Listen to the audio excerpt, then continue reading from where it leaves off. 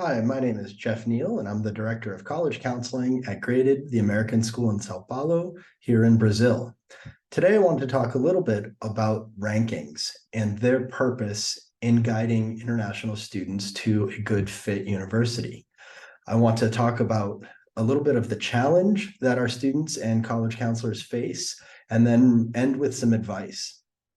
There's great controversy around rankings, of course. There are college counselors I know the world over who lambaste rankings in all of their forms, who won't use them, won't look at them, won't talk about them, and actually sometimes actively discourage families from doing the same. Now, having worked at a number of different schools, both domestically in the US and abroad, what I have come to learn is that rankings do serve a purpose in some ways, shapes, and forms. And I'd want to expand our conversation, expand our thinking about that in this session.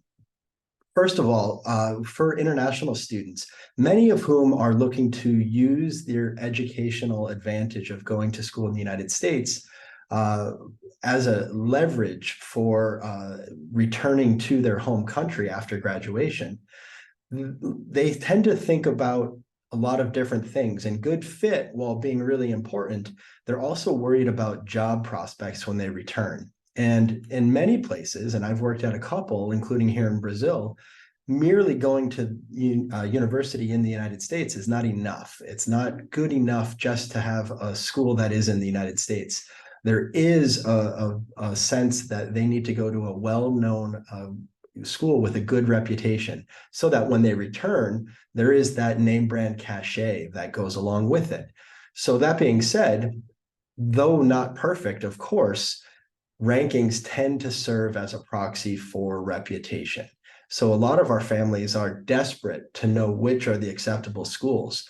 And so with that, I want to try to change our thinking a little bit, try to get us to think a little bit more broadly about this idea of rankings. And while no ranking is perfect for any one or subset of kids, they can be very important as a place to start looking at what name brand recognition is, at what reputation is. So my advice for all of the counselors out there is really to think long and hard about the ways in which you talk about rankings, recognizing that by refusing to look at them or talk about them or direct people towards particular ones, you might be ostracizing and alienating a certain percentage of your population, particularly among the parents. So my advice is to take good stock of your community and to do some legwork, do some research into which reputational factors, which rankings tend to align most with those schools that are most highly sought after by your particular population. And then think about the ways in which you might put some limitations around that, the ways in which you might put some positive guidance towards students and parents about how they should use rankings. For example, one possible solution is to say, please only use rankings as a starting place, not as the final determinant of where you will or where your child will attend university. The more effort and time you put into this, the more thoughtful your presentation, the more you're able to onboard those students and those families who are looking desperately for that guidance in that measure of comfort. So I hope this is helpful. Thanks for your time.